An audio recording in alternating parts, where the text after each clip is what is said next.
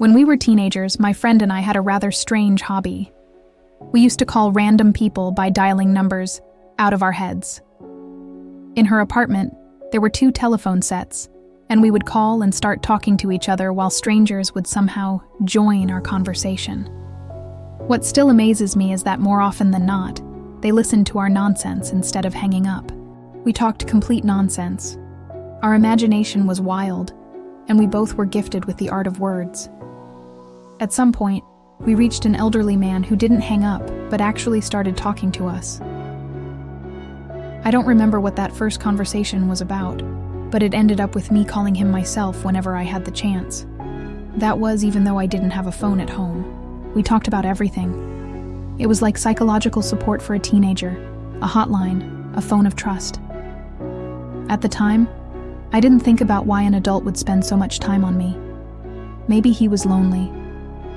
He never suggested meeting or asked for anything for himself. I called him by his first name and middle name, but to myself, I called him the phone grandpa.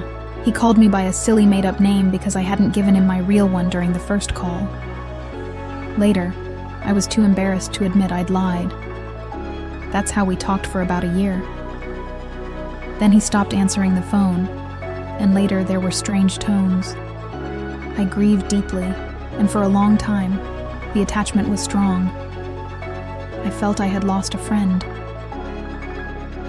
Years passed. One day, in a local hangout spot, I met a guy. We dated briefly and without much seriousness, and during one of our dates, we started talking about grandparents.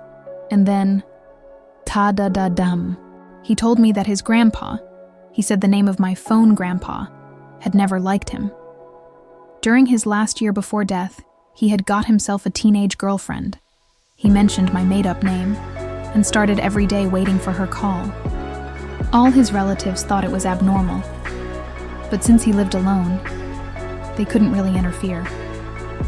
The guy was very hurt by his grandpa, because even a couple of days before his death, the old man said only, "How will the girl live without me?" and didn't worry about his grandson at all.